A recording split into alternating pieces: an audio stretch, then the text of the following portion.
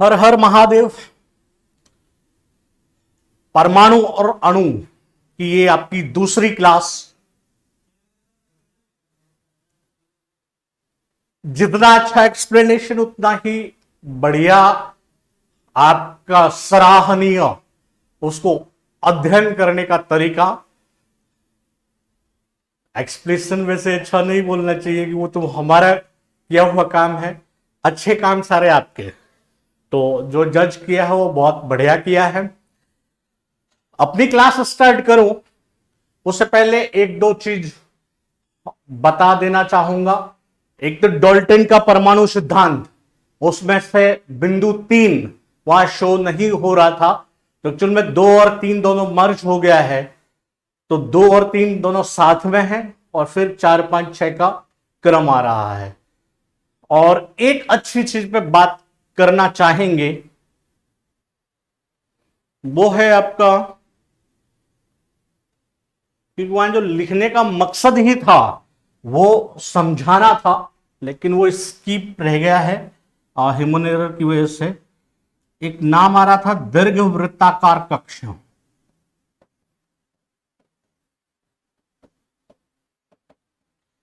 लिखा हुआ पाएंगे आप अर्धवृत्ताकार कक्ष। ये पिछले वीडियो की बात कर रहा हूं। और पाएंगे ज्यादा जगह वृत्ताकार कक्ष। परमाणु का जो इससे अगला वाला वीडियो आएगा जिसमें परमाणु को पूरा कैप्चर करना है, जैसे 3 नियम अपन ने पढ़े थे, थॉमसन का था, रदरफोर्ड का था, उसके बाद जो बोर मॉडल आया। तो ये सारी विस्तृत रूप में नहीं लेकर एक आइडेंटिकल बताते हुए छोड़ दिया गया था, क्योंकि इनको सेपरेटली समझाना है।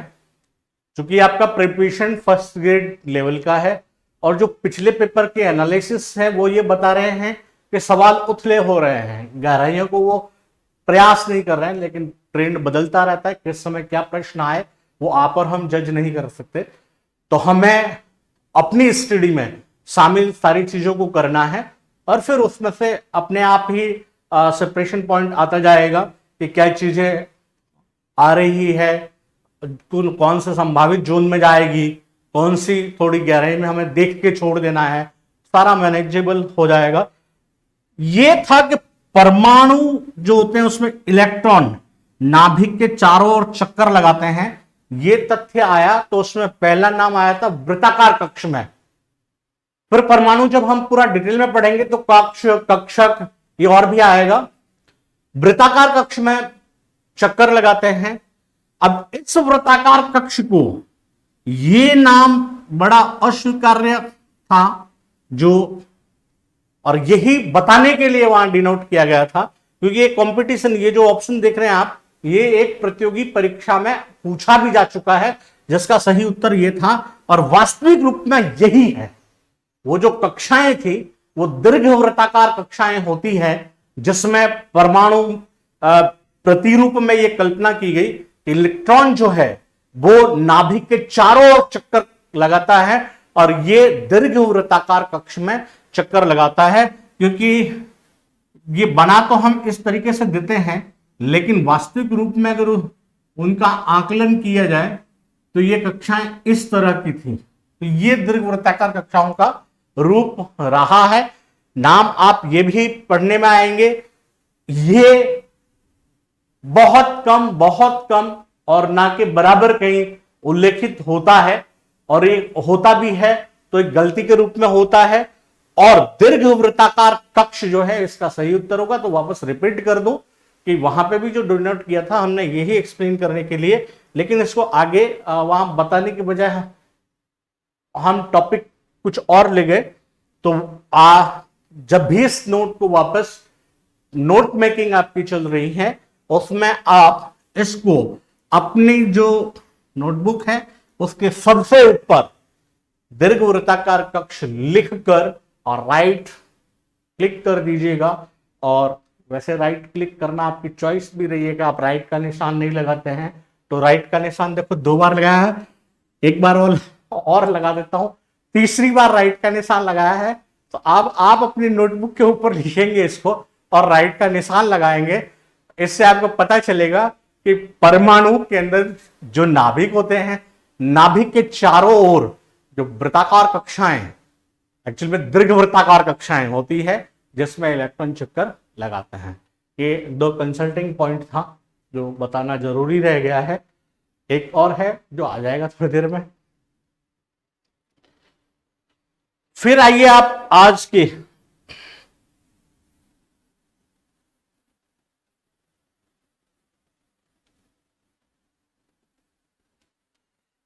टॉपिक पे, क्योंकि एक बेटर स्टडी का तरीका भी यही है कि हम जब नया शुरू करें तो पिछले को थोड़ा सा हिंट करते हुए चले।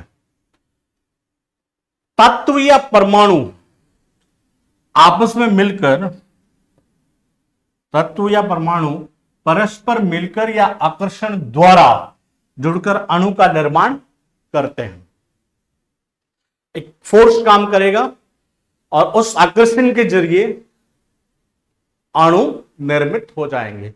तो यहां से क्या चीज देखनी है आपको, वो देखना कि कभी कभार ऑब्जेक्टिव में ये पढ़ते समय ये लाइन बड़ी आसान लग रही है हमको, लेकिन इसी लाइन को देते समय ये इस आकर्षण की जगह किसी शब्द को विस्थापित कर दिया जाता है और संबंध में सत्य या असत्य में ये पूछा जाता है। तो जब हम इसको पढ़ें तो हमारा समझने का तरीका क्या होना चाहिए, ये अणु है, ये या तो बनेंगे तत्व से या बनेंगे परमाणु से। तत्व और या परमाणु, तत्व या परमाणु वापस यही तत्व या परमाणु से मिलकर बनेंगे आज जो आपस में आकर्षण के द्वारा जुड़े हुए रहेंगे। दोनों आपस में जुड़ेंगे भी और ये जुड़ाव कौन करेगा, जो एक आकर्षण है दोनों के बीच, वो इसको बनाएगा। तो इस तरीके से हमें ये पता चल गया। अब हमें किसी भी रूप में ये पूछता है तो उसको एकदम से समझने में कोई कोई दुविधा नहीं रहेगी। यह अस्थायी से स्थायी होने की प्रक्रिया है। स्वतंत्र रूप में जब अभिक्रिया पढ़ रहे थे तो एक आवेश का उदाहरण दिया था मैंने आपको, उस समय एक स्वतंत्र अवस्था पे आवेश रहित बताया था उसे। परमाणु कभी भी स्वतंत्र रूप में अपने आप को सुरक्षित महसूस नहीं करता। वो प्रयास ये करता है कि अपना स्थायित्व ग्रहण करे, और वो स्थायित्व तब ग्रहण करेगा जब वह किसी के साथ जुड़ जाए। जुड़ने के बाद वो एकदम से स्थायी है, और यदि जुड़ा हुआ नहीं है, और ये हम जब विज्ञान पढ़ते हैं तो मैंने पहले भी बताया, उदाहरण बाहर का नहीं एकदम करीब से देखिए ना, हमारे सामाजिक बंधन को ही देख लीजिए। सामाजिकता क्या कहती है, व्यक्ति यदि अकेला रहेगा तो वो असुरक्षित भी है और परिपक्व भी नहीं होगा, परिपूर्णता उसको कभी नहीं मिलेगी। और वो सामाजिक दायरे में यदि है तो वो सुरक्षित भी है, बंधित भी है, उसका सामाजिक विकास भी होगा, उसका व्यक्तित्व विकास भी होगा। तो ये सारी चीजें परमाणु पर लागू कर दीजिए। कुछ उदाहरण दे रखे हैं, जैसे हाइड्रोजन फॉर्म में ये अकेला रह गया। अब अगर ये इस रूप में आ जाए आपके सामने तो ये ज्यादा स्थायी है। नाइट्रोजन के लिए N2 फॉर्म में ये ज्यादा स्थायी है, O2 फॉर्म में ये ज्यादा स्थायी है। फिर आए आप अगले बिंदु पर,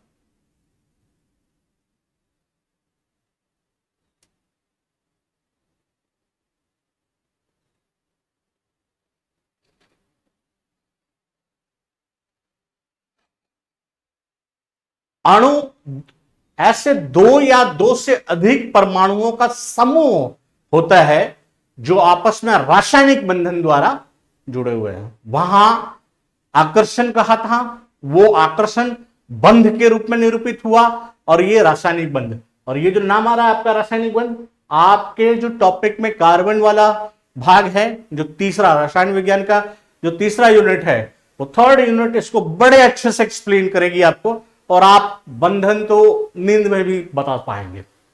यौगिक के सूक्ष्मतम कण जो स्वतंत्र रूप से अस्तित्व में रहते हुए उस यौगिक के सभी गुण धर्मों को प्रदर्शित करता है।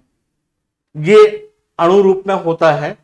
एक ही तत्व के परमाणु अथवा भिन्न भिन्न तत्वों के परमाणु परस्पर संयोग करके अणु का निर्माण करते हैं।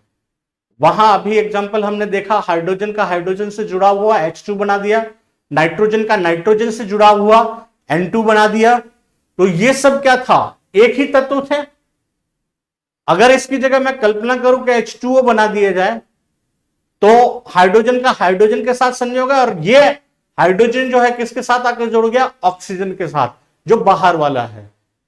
तो वो हो जाएगा सीधा भिन्न भिन्न तत्वों के परमाणु का परस्पर संयोग करके अणु निर्मित होना।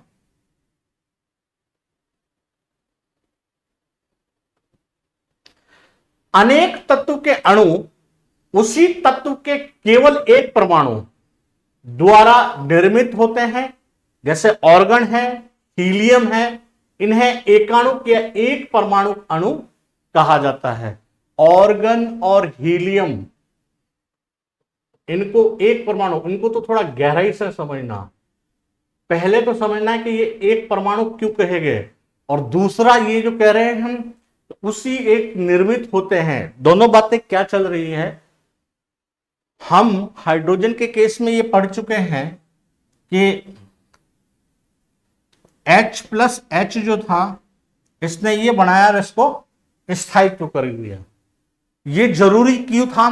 क्योंकि H स्वतंत्र रूप में नहीं रह सकता, उसको स्थायित्व की जरूरत है, और वो स्थायित्व बनने के लिए अणु रूप में उसे आना है। लेकिन ये पहला बिंदु अपना जो बता रहा है वो ये कह रहा है कि ऑर्गन और हीलियम जो है वो एक परमाणु है, क्योंकि वो उसी से निर्मित होते हैं। तो ये दोनों ही अक्रिय गैस है। ये सबसे पहले तो ये दोनों अधातु हैं। अधातु और धातु, दो शब्द आप 2 दिन से ज्यादा काम में ले रहे हैं, थोड़ा सा इसको देख लें।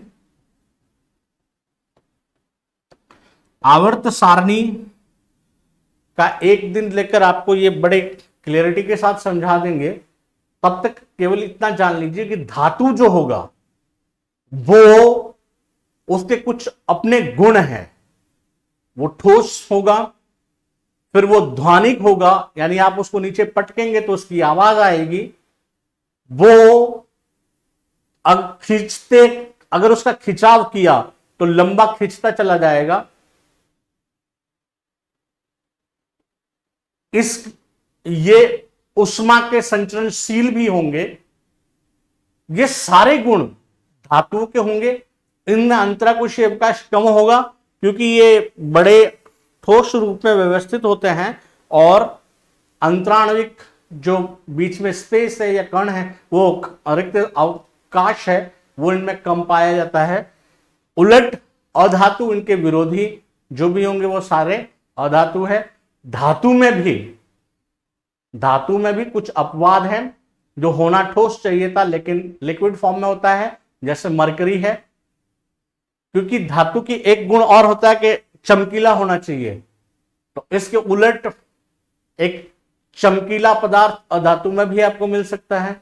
तो ये कुछ गुण अपवाद स्वरूप भी है, और इसी कारण से रासायनिक जो क्रियाएं हैं उसको प्रायोरिटी दी गई। जब धातु अधातु को पढ़ा गया, भौतिक आधार पर उनको विभेदित करने का प्रयास किया गया, तो पता चला कि कुछ गुण जो है उन नियमों की व्याख्या ठीक से नहीं कर पा रहे हैं। तब जाके जरूरत पड़ी कि वो रासायनिक अभिक्रिया जो होती है, उस रासायनिक अभिक्रिया के जरिए इनको समझाया जाए। अभी हम अपने टॉपिक से बंधे हुए रहते हैं। हमें यहां एक शब्द आ रहा था धातु और अधातु, तो आवर्त सारणी में दाहिनी तरफ, चूंकि आवर्त सारणी अभी हमने आपको इंट्रोड्यूस नहीं की है, तो मैं उस कॉम्प्लेक्सिटी में भी नहीं ले जाता आपको केवल इतना सा बता दूं कि जो गैसीय फॉर्म में है उनको अधातु मान लीजिए आप, तो आपको थोड़ा वो ये आसान हो जाएगा समझने में। ऑर्गन और हीलियम ऐसी दो गैसें हैं जो क्रियाशील हो, अक्रिय गैस है, नोबल गैसें कहा जाता है इनको कहीं पे भी क्रिया करने की आवश्यकता नहीं है। क्योंकि इनका अंतिम कोश पूरा भरा हुआ रहता है इलेक्ट्रॉन से, इसलिए ये पूर्ण रूपेण स्थायी है, तो इनको जरूरत नहीं है, इसलिए ये एकाणुक है, एक ही अणु से बन जाएगा। अधातुओं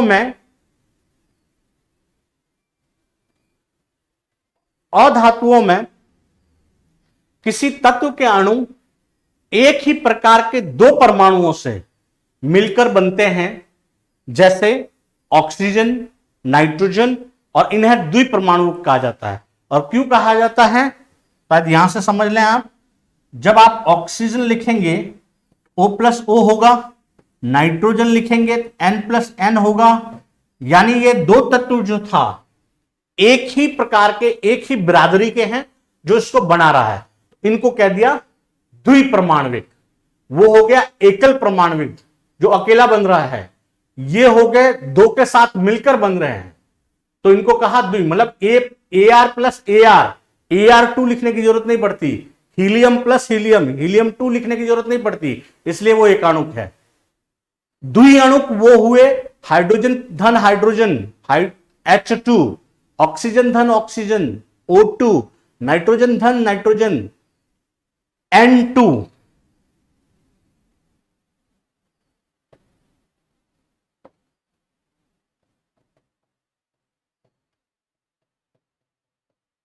तो ये आपके द्विअणुक हो गया।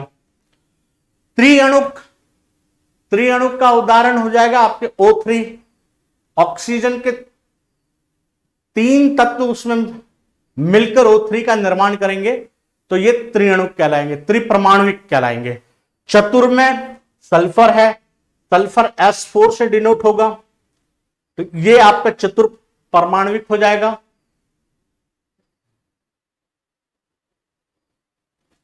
तो थोड़ा ये आप यहां पे समझे इसको।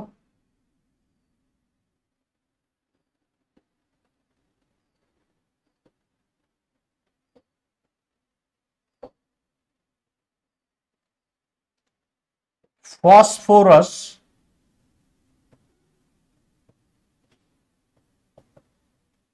फॉस्फोरस P4 हो जाएगा, ये होगा आपका चतुर परमाणविक।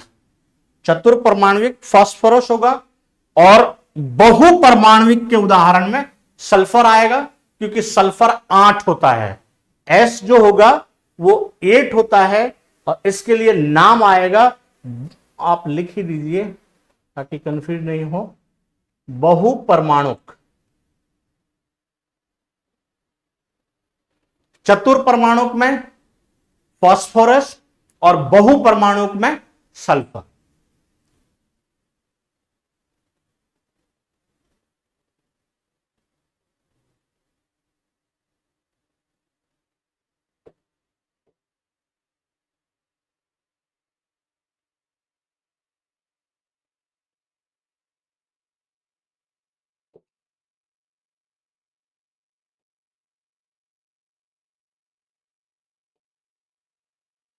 फिर एक सारणी दी है जो आपको कंसल्ट करती है परमाणु अणु से रिलेटेड। ये एक परमाणु और द्विपरमाणु, एक तरफ अधातु को सम्मिलित किया है, दूसरी तरफ धातु को सम्मिलित कर रखा है। अधातु पे नजर डाल देते हैं। ऑर्गन को एक परमाणु कहा जाएगा, मतलब ऑर्गन अकेला ही आएगा। हीलियम एक परमाणु, ऑक्सीजन द्विपरमाणु, हाइड्रोजन द्विपरमाणु, नाइट्रोजन द्विपरमाणुक, क्लोरीन द्विपरमाणुक, फास्फोरस चतुर परमाणु, और सल्फर बहुपरमाणुक। यहां सही आ गया, वहां प्रिंट मिस्टेक थी, और यहां आपकी ये जो टेबल दे रखी है वो एकदम एग्जैक्टली करेक्ट है। धातु पे आ जाइए। सोडियम एक परमाणु, क्योंकि सोडियम अकेला ही है। आयरन एक परमाणु, हालांकि आयरन के दो रूप मिलेंगे आपको। आयरन एक परमाणु भी होगा, और आयरन बेसिकली एक अकेला लिखा जाता है ये, और फिर परमाणु में तो एक ही है, चार्ज में ये दो अलग अलग रूप में आएगा। आयनिक अवस्था में ये दो अलग रूप में आएंगे। एल्यूमिनियम एक परमाणु, क्योंकि ये एल फॉर्म में लिखा जाता है, और कॉपर एक परमाणु है। तो इस तरीके से उदाहरण, सवाल सीधा और बड़ा सिंपल, बड़ा सरल, थोड़ा सा उलझाने वाला है। जैसे ऑर्गन का एग्जांपल आया तो हमें याद रखना है वहां पे कि वो एक परमाणुक है, हीलियम एक परमाणुक है। और ये हम जो तत्व लिखेंगे ना, 1 से 20, 1 से 30 तक का तत्व हमारा ध्यान रखना है, नोबल गैसेस के तत्व हमें ध्यान रखने हैं। तो वो जो लिखेंगे उससे हमारे जहन में बिल्कुल क्लियर हो जाएगा कि जेडन हम अकेला लिखते हैं तो एक परमाणुक है, बोरॉन अकेला लिखेंगे तो एक परमाणुक है। तो इस तरीके से एक परमाणु और द्विपरमाणु हम आसानी से पहचान जाएंगे। और ये इससे रिलेटेड एक डेफिनेशन आ गई, परमाणुकता किसी अणु की संरचना में प्रयुक्त होने वाले परमाणुओं की संख्या। ये देख लीजिए, किसी अणु की संरचना में प्रयुक्त होने वाले परमाणुओं की संख्या को उस अणु की परमाणुकता कहते हैं। परमाणुकता किसकी? उस अणु की, जो अणु आप लिख रहे हैं वहां पे। धातु अणुओं और कार्बन के अणुओं की संरचना जटिल होती है, उनमें असीमित परमाणु परस्पर बंधित होते हैं। धातु अणुओं और कार्बन के अणुओं, कार्बन का तो मैंने कहा अपना सेपरेट पूरा टॉपिक ही है, और कार्बन तो बकायदा एक चेन बनाती है, श्रृंखला निर्माण होता है उसका, तो बड़ा ही जटिल संरचना होती है उसकी, लेकिन श्रृंखलन इतनी गजब होती है कि फिर भी वो बिखरता नहीं है। तो परमाणुकता किसे कहेंगे? किसी अणु की संरचना में जो परमाणु की संख्या मौजूद है वो उसकी परमाणुकता। अभी अपन ने एकाणुक द्विअणुक लिखा है ना, तो वो उसकी परमाणुकता है।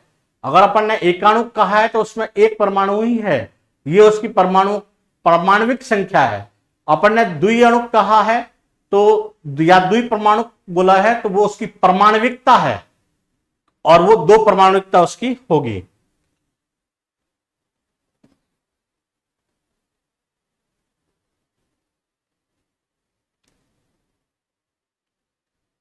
यौगिक के अणु भिन्न भिन्न तत्वों के परमाणु एक निश्चित अनुपात में जुड़कर यौगिक के अणु निर्मित करते हैं। हम तीनों चीज को समझना बड़े अच्छे से। ये शुरू यहां से करूंगा, एक निश्चित अनुपात, इसको तो हमने देखा था कि निश्चित अनुपात किसको कहा। फिर उदाहरण, जल का दे रखा है तो सबसे बेटर उदाहरण यही है। हम यहां से शुरू करें, ये जल,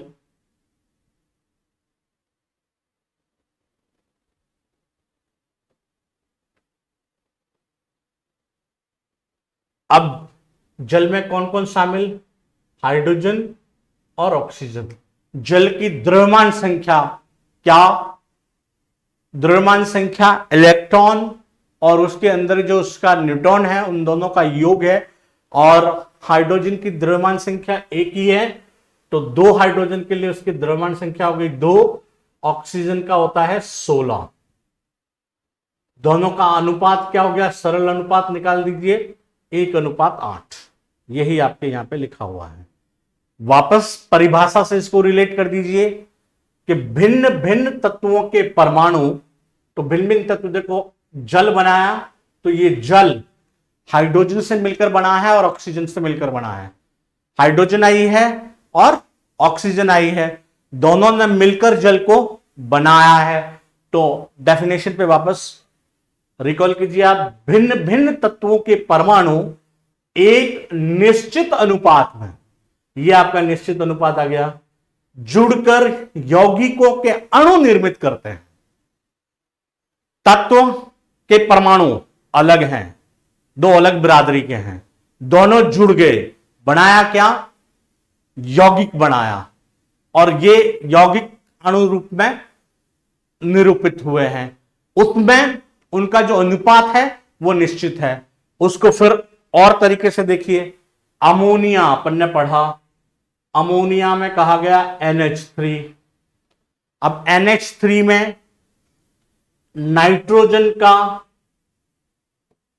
द्रव्यमान है 14 और हाइड्रोजन के 3 का हो जाएगा 3, तो ये अनुपात आपका सीधा आ गया 14:3 में। तीसरी चीज ले लें, कार्बन डाइऑक्साइड CO और 2। कार्बन का द्रव्यमान होता है 12, ऑक्सीजन का है 16, 2 ऑक्सीजन आप प्रयोग में ले रहे हैं तो ये हो जाएगा 32। और आपको कहा था कि निश्चित अनुपात का सबसे सरलतम रूप रिप्रेजेंट होना चाहिए। निश्चित अनुपात का सरलतम रूप ही सामने आएगा। तो इसका सरलतम रूप क्या हो जाएगा, 4 से दोनों को काट लेते हैं तो 12 और 4 8 32 हो जाएगा। 3:8 जो है वो इसका निश्चित अनुपात हो जाएगा। दो भिन्न भिन्न तत्व जब आपस में जुड़ेंगे तो वो निश्चित अनुपात में जुड़कर यौगिक के अणु का निर्माण करते हैं।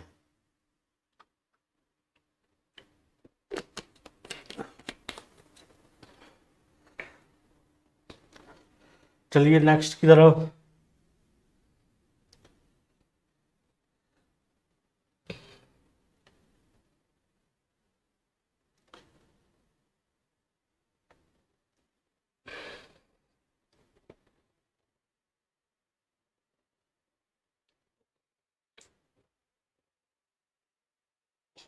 वो कल के क्लास से जो तीसरी चीज बतानी थी मुझे, वो यही बता रहा था कि बर्जिलियस के अपन ने नियम पढ़े थे।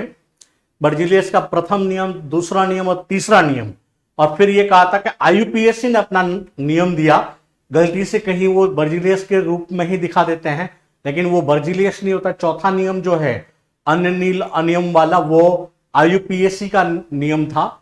तो जो आपके बोर्ड पे लिखते समय ये स्क्रीन टच हो जाने की वजह से वो जो तीसरा नियम लिखा जा रहा है वो लिखा तो गया है तीसरे नियम के रूप में, एक्सप्लेन हुआ है तीसरे नियम के रूप में, लेकिन उस पे जो हेडिंग लिखी हुई है वो IUPAC का नियम लिखा हुआ है।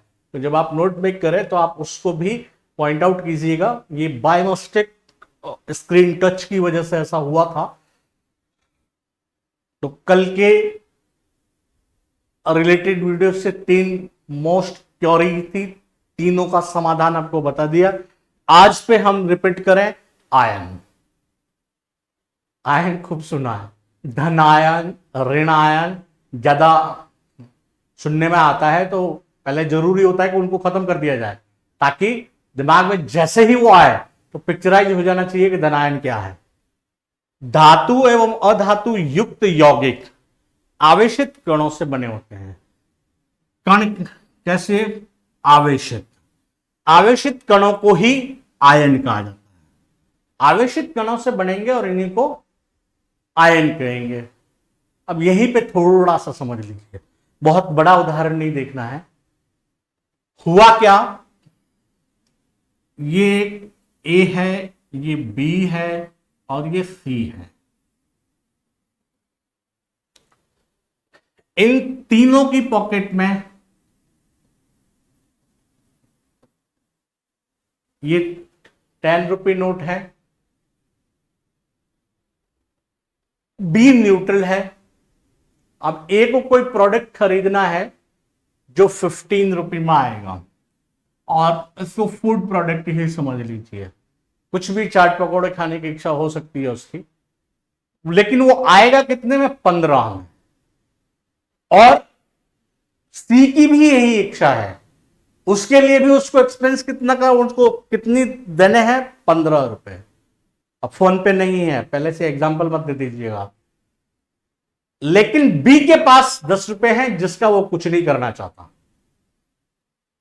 अब इन A और C के पास एक खुला ऑप्शन है, दोनों के पास, कि B यदि इनको 5-5 रुपए दे दे तो वो अपनी अपनी चीज ले सकते हैं।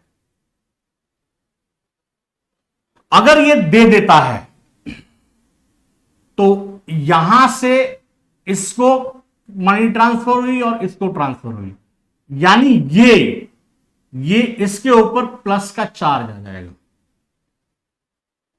आवेश, धनावेश आएगा। क्यों आएगा? क्योंकि साधारण शब्दों में समझें तो ये धनी है, ये धनी व्यक्ति है क्योंकि इसने पैसा दिया है, और जिन्होंने इससे पैसे लिए हैं उन पर ऋण आवेश काम करेगा। क्यों? क्योंकि वो दोनों ही ऋणी है, उन्होंने इनसे ऋण लिया है, तो ये ऋण होगा। ऋण आवेश, अगर आप सिंपल भाषा में उदाहरण से हट जाइए, आप केवल इतना समझिए कि ऋण आवेश की बात करूं या ऋण आयन की बात करूं, तो आप इतना सा समझ लीजिएगा, जिस पर आवेश आया है या जिसने कुछ लिया है। यहां अपन रसायन विज्ञान पढ़ रहे हैं, तो रसायन विज्ञान में बाकी चीजों का लेन देन नहीं होगा, इलेक्ट्रॉन का लेन देन होगा। तो उसमें जो इलेक्ट्रॉन लेने वाला होगा वो ऋणी होगा, उसे ऋण, उसका ऋण, उस पर ऋण आवेश गया है और उसको ऋण आयन कहेंगे। जिसने इलेक्ट्रॉन लिया है वो ऋणी हो गया है, उस पर ऋण आवेश आया है और उसे ऋण आयन कहेंगे। इसका विपरीत आ जाओ, जिसने इलेक्ट्रॉन दिया है वो धनी होगा, उस पर धन आवेश होगा और वो उसे धन आयन कहा जाएगा। तो आयन आवेशित कण कौन हुए? जिसने इलेक्ट्रॉन का इधर उधर किया है वो आवेशित कण। आयन किसको कहा? जिसने इलेक्ट्रॉन का इधर उधर किया है, एक्सचेंज किया है, दिया है या लिया है, यानी कुछ न कुछ, कछु न कछु हलचल चली है बॉस, वो ही उसके आयन बनने का कारण है। अब वापस परिभाषा पे ले जा रहा हूं। धातु एवं अधातु युक्त यौगिक आवेशित कणों से बने होते हैं। आवेशित कण कौन? जिस पर आवेश आया है। आवेश कब आएगा? जब या तो इलेक्ट्रॉन लिया हुआ होगा या इलेक्ट्रॉन दे रहा होगा, दोनों में से कुछ न कुछ हलचल हो रही होगी, तब जाके उस पर आवेश आएगा। और जिस पर आवेश आया है उनको आयन कहते हैं। अब आओ इससे नीचे, यहां तक केवल आयन समझिए। आवेशित कण हुआ है, आयन समझे हैं अपन। आयन एक आवेशित परमाणु अथवा परमाणुओं का समूह होता है जिस पर नेट आवेश विद्यमान रहता है। तो नेट तो स्वाभाविक है कि अगर आपने 2 इलेक्ट्रॉन दिए तो 2 नेट इलेक्ट्रॉन का तो आवेश आएगा ही आएगा उस पर। यह धन आवेश या ऋण आवेश होता है। धन आवेश कब होगा? जब दिया हुआ होगा, और ऋण आवेश कब होगा? जब लिया हुआ होगा। धन आवेशित आयन को धनायन और ऋण आवेशित आयन को ऋण आयन कहते हैं। Very clear? मुझे नहीं लगता कि अब ये फंडा आयन वाला जो है वो आपके कहीं छूटा होगा। धनावेशित आयन को धनायन और ऋण आवेशित आयन को ऋणायन कहते हैं। नेक्स्ट, सोडियम और क्लोरीन परमाणु के आयनन से सोडियम क्लोराइड का निर्माण होता है। यह आज के ज्ञान का आपका परम ज्ञान है।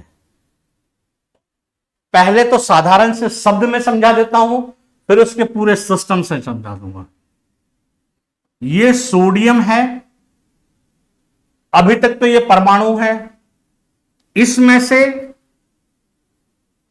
एक इलेक्ट्रॉन को माइनस कर दीजिए तो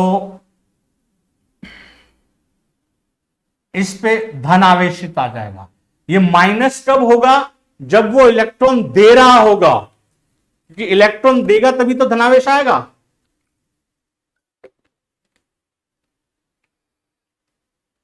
और दूसरी जगह क्लोरीन है, उस पे एक इलेक्ट्रॉन जोड़ दीजिए, ये आयन बना।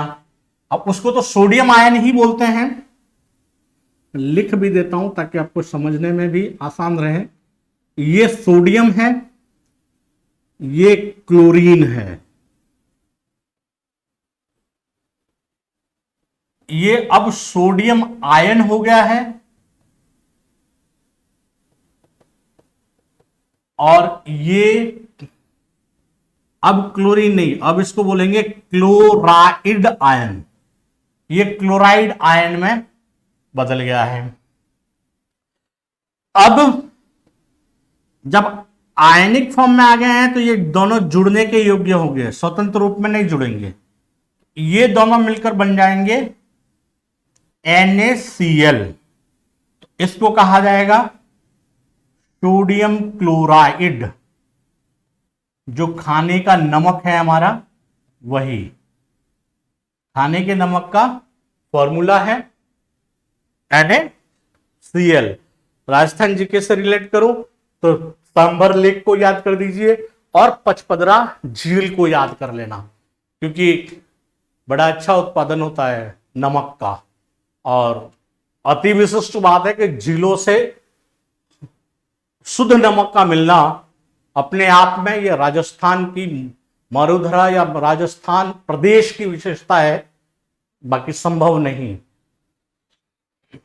Sodium ion, chlorine, chloride ion और सोडियम क्लोराइड यहां पे बना दिया। कब बना, वापस समझिएगा। सोडियम परमाणु था, एक इलेक्ट्रॉन इसने खो दिया या दे दिया है। दिया है तो धनावेश आया, इसने लिया है तो ये ऋणावेशित हो गया और सोडियम क्लोराइड का निर्माण हो गया। अब इसको थोड़ा और तरीके से देखते हैं। मैं इनको जरूरत क्यों पड़ी, कहां पड़ी, परमाणु से इनका संबंध क्या है। तो जब परमाणु को विस्तृत पढ़ेंगे तो एक बड़ी अच्छी चीज आएगी हमारे साथ, उसका एक झलक आपको बता देते हैं।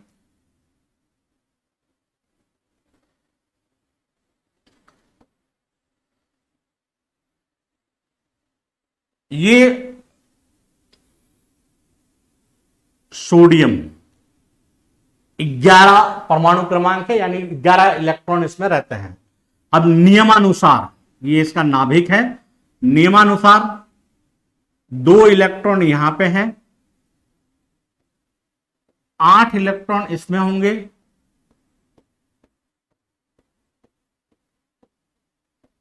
और 1 इलेक्ट्रॉन इसमें है।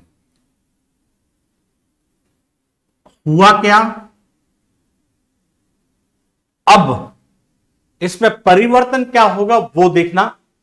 सोडियम 11 है, इसका एक अंतिम कोश है, ये इसका पहला घर है। जब अपन परमाणु को विस्तृत रूप से पढ़ेंगे तो पता चलेगा कि ये कक्षक माने गए हैं, जो दीर्घवृत्ताकार कक्षाएं अभी आई है, KLM से डिनोट करते हैं। इनका फिक्स वैल्यू होता है कि किस घर में कितने इलेक्ट्रॉन रहेंगे। तो इसमें 3 घर है, 3 में आखिरी में इसकी क्षमता जो है वो तो बढ़ी हुई है, लेकिन उसमें इलेक्ट्रॉन एक ही रह रहा है। अगर 8 इलेक्ट्रॉन रहे तो ये स्थायित्व को प्राप्त कर लेगा। या तो पूरे 8 इलेक्ट्रॉन होने चाहिए, या फिर ये घर हट जाए तो इस मतलब अभी जो इसकी व्याख्या है 281 से होगी, यानी इसके पहले घर में 2 इलेक्ट्रॉन है और पहले घर की क्षमता भी 2 इलेक्ट्रॉन का ही है। दूसरे घर की क्षमता 8 इलेक्ट्रॉन की है और टोटली 8 इलेक्ट्रॉन भरे हुए हैं। और तीसरे घर की क्षमता 1 इलेक्ट्रॉन की है, 8 इलेक्ट्रॉन की है, लेकिन भरे हुए जो है केवल 1 ही इलेक्ट्रॉन है। तो हुआ ये कि या तो ये इसको पूरे करें, तो इतने सारे इलेक्ट्रॉन लाने संभव नहीं, तो एक चीज होती है कि ये अपने 1 इलेक्ट्रॉन को खो देता है। और अपने 1 इलेक्ट्रॉन को जब ये खो देगा तो ये इस रूप में आ जाएगा, इसका स्थायित्व तो इससे बढ़ जाता है।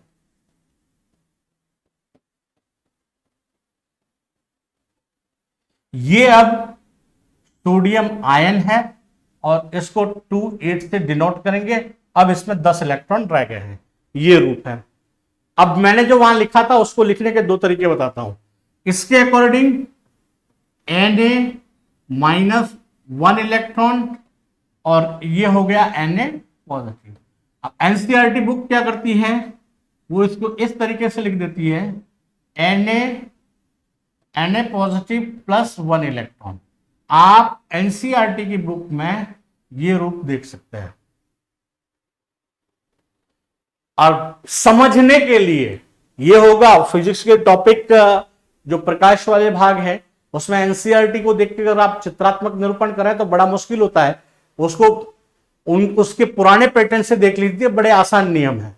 ठीक वही है इस रूप में ये बताना कि सोडियम में से 1 इलेक्ट्रॉन गया है, पूरी मैथमेटिकल गणितीय गणना हो जाएगी कि आप पक्षांतरण करके इधर लाओ फिर वो समझो, आप सीधा समझो, लिखना आपको आ जाएगा। सोडियम परमाणु में से एक इलेक्ट्रॉन गया और सोडियम आयन को बना दिया। अब किताब की भाषा में लिखनी है तो सोडियम परमाणु ये हो गया, और आप इस एक को हटा दीजिए और एक को तीर के उस धर ले जाएंगे तो वो प्लस आ जाएगा, तो ये आपका निरूपित हो गया। तो पहले अंडरस्टैंडिंग आपकी क्लियर होनी चाहिए। आप जो समझ रहे हैं, आपकी समझ अच्छी हो तो लिखावट तो आपके बिल्कुल बस में होगा, पर वो आपसे बाहर नहीं जाना। तो ये सोडियम के परमाणु से सोडियम के आयन बनने की प्रक्रिया आपके क्लियर हो गई। अब चलिए आप इससे आगे,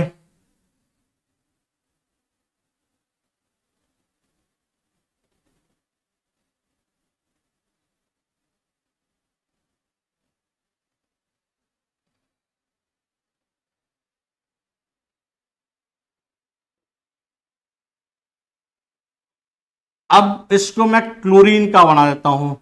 तो 2, 8 और 7, इसमें 1 था, 2, 3, 4, 5, 6 एंड ये 7 हो गया। 2, 8, 7 क्लोरीन का। अब क्लोरीन को एक इलेक्ट्रॉन मिल गया, क्लोरीन को एक इलेक्ट्रॉन मिल गया, तो क्लोरीन का जो अंतिम कक्षक था उसमें भी 8 इलेक्ट्रॉन पूरे हो गए।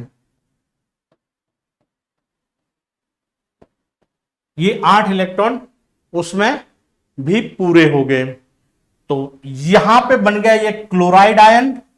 इसकी संख्या हो गई 2, 8, 8, 17 की बजाय इसमें हो गए 18 इलेक्ट्रॉन। ये बन गया आपका।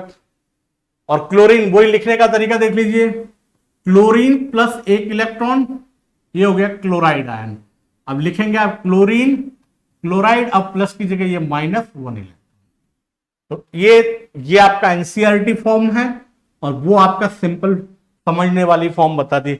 इस तरीके से ये बन जाएगा आपका क्लोरीन से क्लोराइड आयन। तो वहां सोडियम आयन बन गया, फिर क्लोराइड आयन बन गया, और ये आयन फॉर्म में आते ही दोनों एक दूसरे से जुड़ गए। और एक वीडियो में अपन ने बताया भी था कि सोडियम और क्लोरीन डायरेक्टली हम यूज नहीं कर सकते, वरना हमारे साथ कुछ भी घटित हो सकता है। लेकिन ये जब दोनों मिलकर NaCl फॉर्म में आता है तो हमारे घर में भोजन का एक अभिन्न हिस्सा है, और नमक के बिना भोजन की कल्पना नहीं हो सकती।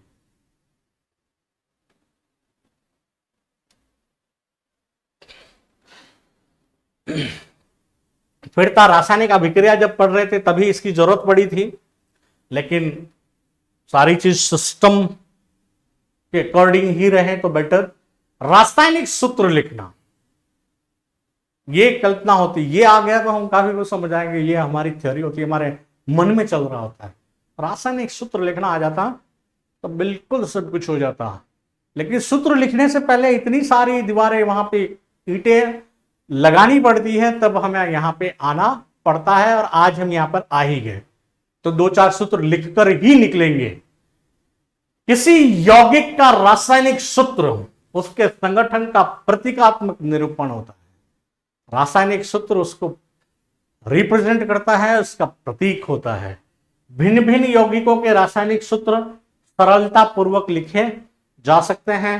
किसी तत्व का, ये आपके बड़े काम की चीज है, सरलता पूर्वक लिखे जा सकते हैं, तो ज्यादा गंभीर होने की आवश्यकता नहीं।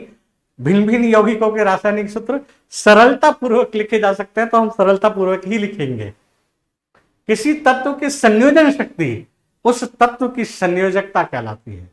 अब वो कितने इलेक्ट्रॉन को आत्मसात कर सकता है, वो उसकी संयोजकता हुई। सोडियम की +1 हुई क्योंकि वो एक इलेक्ट्रॉन को त्याग सकता है।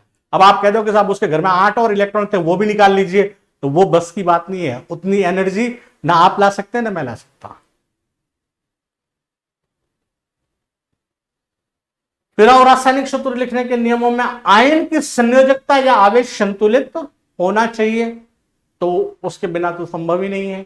धातु और अधातु के संयोग से बनने वाले यौगिकों में धातु के नाम या प्रतीक को सूत्र में पहले लिखते हैं। ये बड़े काम की चीज है, समझिएगा इसको। धातु और अधातु के संयोग से बनने वाले यौगिकों में धातु के नाम, जैसे उदाहरण ले लूं, ये अभी अपन ने बनाया था उसका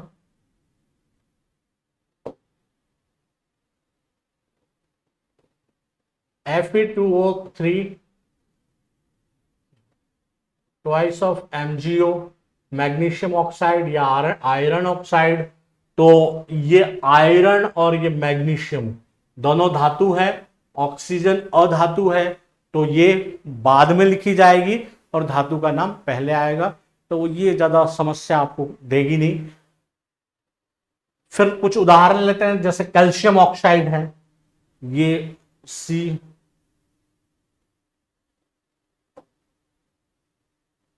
CaO कैल्शियम ऑक्साइड। फिर आपका सोडियम क्लोराइड, तो ये NaCl में Na, और कॉपर ऑक्साइड, ये CuO कॉपर, तो ये आ गया आपका।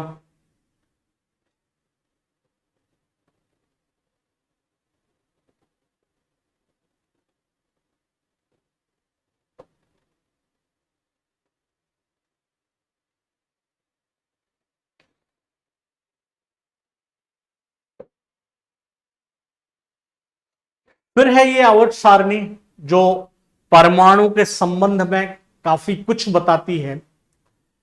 ये चित्रात्मक आपको HD फॉर्म में उसमें अवेलेबल करवा देंगे टेलीग्राम ग्रुप में, ताकि आप इसको बेटर समझ पाएं। और वो प्रयास हमारा रहेगा कि हम इस आवर्त सारणी को आप तक पहुंचाएंगे, और मोटा मोटा जो समझना है उस पर थोड़ी थोड़ी बात कर लेते हैं। जैसे धातु और अधातु, एक आएगा उपधातु। धातु इधर वाले जो भी है वो सारे धातु हैं, ये इस लिस्ट में जो भी आएगा।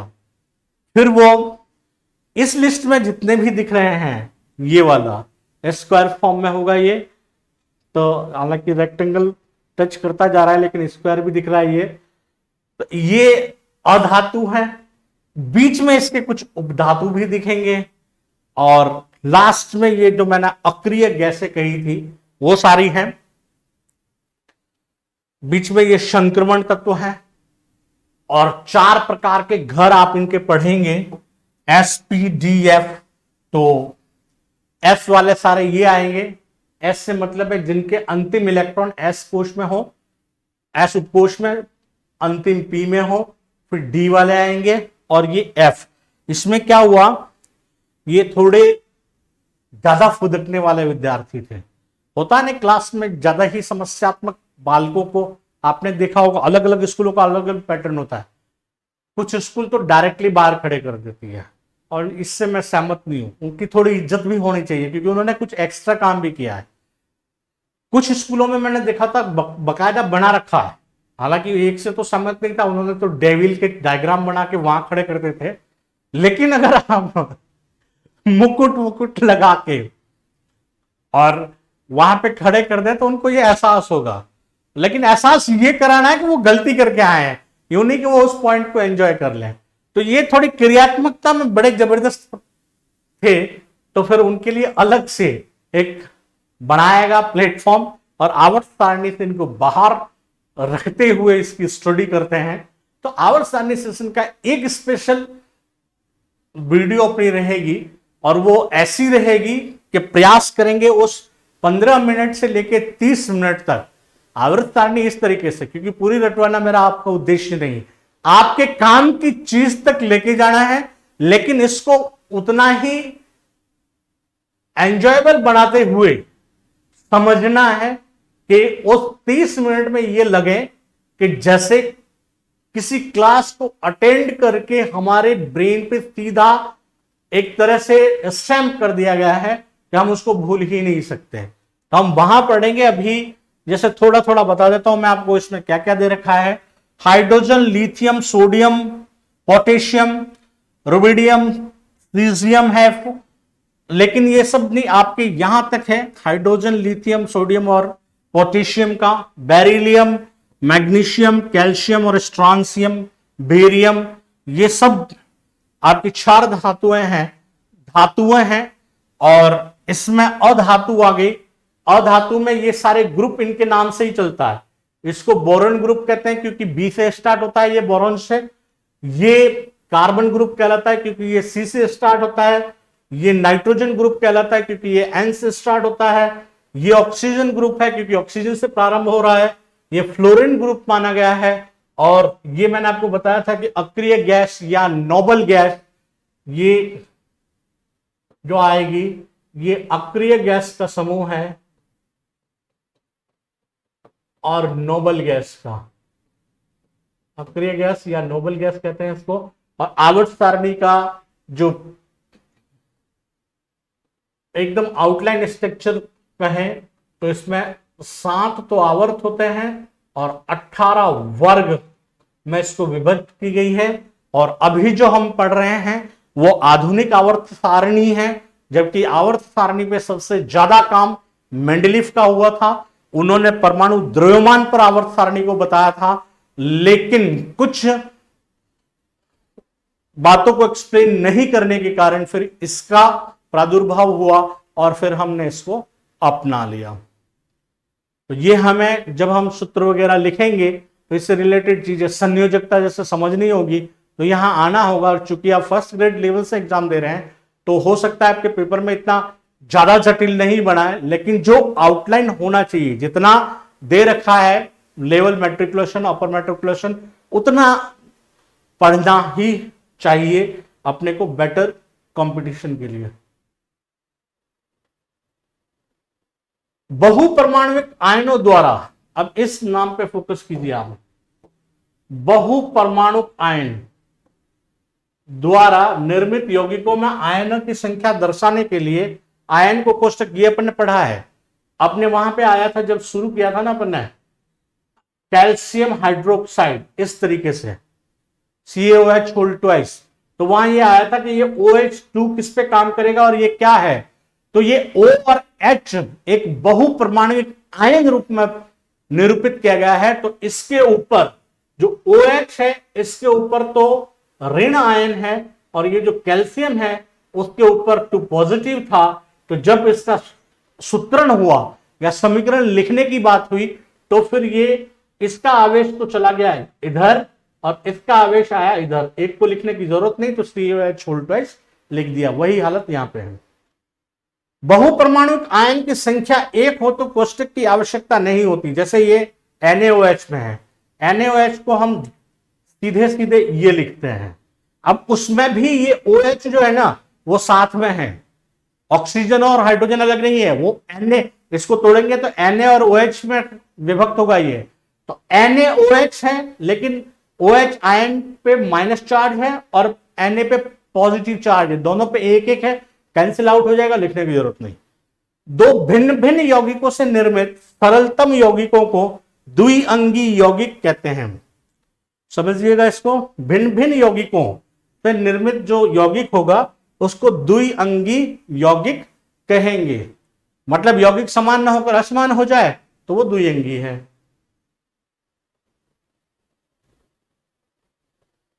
अब जैसा कि ये एक जगह आया था कि सरलतम सूत्र लिखे जाते हैं, तो हम वापस आते हैं, अपने को लिखना सरलतम सूत्र ही है। सरल यौगिकों के सूत्र जैसे NaCl,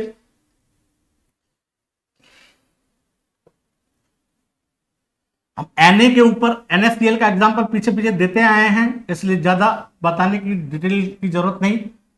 Na और Cl, ये या इसको इस तरीके से लिखिए,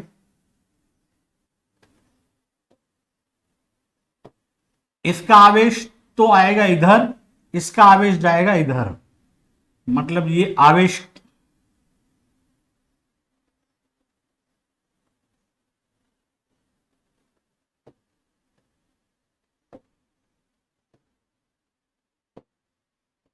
ये Na इसके ऊपर धनावेश है और ये Cl के ऊपर ऋण आवेश है। अब ये ऋण आवेश ये ऋण आवेश लिखा जाएगा यहां, ये धन आवेश की संख्या आएगी यहां। तो ये एक है, लिखने की जरूरत नहीं, वहां पे भी एक है, लिखने की जरूरत नहीं। तो ये आपका यौगिक बन गया और ये समीकरण हमने लिख दिया। H2O कैसे बनाएंगे, इस आधार पे प्रयास कीजिएगा, अपने आप ही लिख दोगे। MgCl2 में आओ आप, Mg2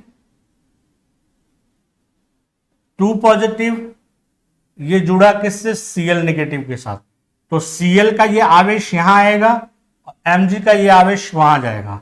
तो हम पहले लिखेंगे Mg, जो ये लिखा है, केवल आवेश, ये याद रखना, आवेश चेंज होगा, केवल आवेश की अदला बदली हो रही है।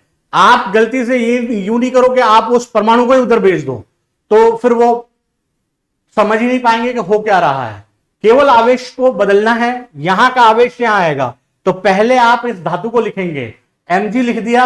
अब आवेश देखिए क्या आ रहा है, एक आ रहा है, लिखने की जरूरत नहीं है। आवेश एक आ रहा है, लिखने की जरूरत नहीं है। और इधर फिर Cl ले आओ आप, तो Cl पे 2 था, ये 2, ये वाला आवेश उधर गया है, ये MgCl2 बना दिया।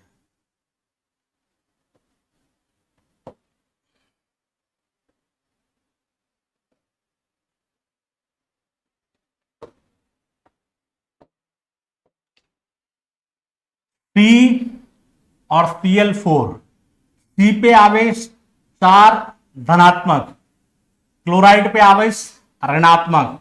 आवेश परिवर्तित होगा, ये यहां, ये यहां, यहां 1, यहां 4, एक को लिखने की जरूरत नहीं, C, और वहां Cl के नीचे आ जाएगा 4। ये हो गया आपका कार्बन टेट्रा क्लोराइड। 4 को वैज्ञानिक भाषा में टेट्रा डिनोट करते हैं और ये लिखा जाता है कार्बन टेट्रा क्लोराइड। अब आ जाइए आप कैल्शियम ऑक्साइड पे। कैल्शियम ये बता चुके हैं अपन, 2 पॉजिटिव है, ऑक्सीजन 2 नेगेटिव है। आप पहले से ही क्रॉस कर दीजिए, तो ये कैल्शियम ऑक्साइड सीधा ही लिखा चला जाएगा। आओ आप नेक्स्ट, NaNO3। अब यहां पे ये परमाणु ले रखे हैं,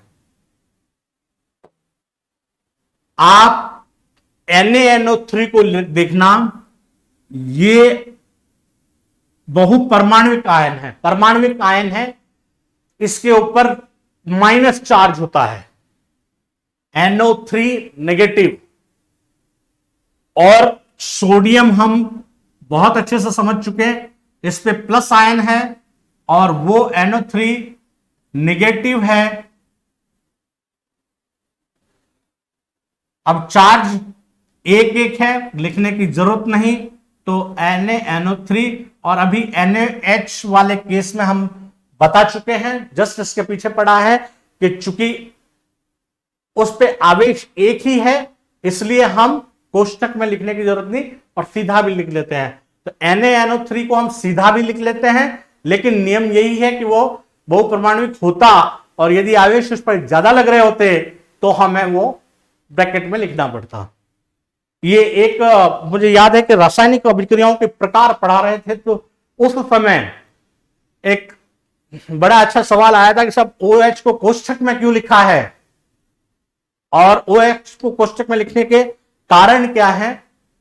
तो सामान्य विद्यार्थी यही बताया था मैंने उसको कि सहस्त्र बुद्धि वाला सवाल चल रहा है, रंचों की तरह जवाब आएगा। ये आपका जवाब आ चुका है कि OH को कोष्ठक में क्यों लिखा था। आपने जल्दबाजी वहां करी थी, जबकि मैंने उसी दिन कहा था कि वेट कीजिए, और क्वेश्चन आर में तो और भी इतने अच्छे अच्छे वेट खुलेंगे आपके कि आप आराम से उस संवाद को करते रहिएगा, और हर जगह आपकी वो इस जिजली प्लेटफॉर्म से आप असंतुष्ट नहीं रहेंगे।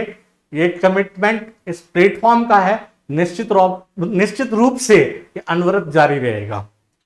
कैल्शियम हाइड्रोक्साइड OH को कोष्ठक में क्यों लिखा है, क्यों लिखा है, अब पता चला। Ca2 पॉजिटिव और ये बहुपरमाणविक है, तो इस पर नेगेटिव है। ये आपका CaOH और ये होल्टवाइस है। तो इस तरह से आज की ये कक्षा यहां पे खत्म हुई। वेट कीजिए, अभी परमाणु का एक और उज्जवल पक्ष बाकी है, फिर क्वेश्चन आवर आपका इस टॉपिक से रिलेटेड हो जाएगा और कार्बन तो पूरा ब्रह्मांड लेकर आएगा आपके लिए। बहुत अच्छी समझने की चीज, बहुत अच्छे सवाल बनने के रहेंगे आपकी तैयारियों के लिए। पुनः एक बार बेस्ट विशेष, हार्दिक शुभकामनाएं। The fastest growing channel, educational channel से बेस्ट ऑफ लक। जय हिंद, जय भारत।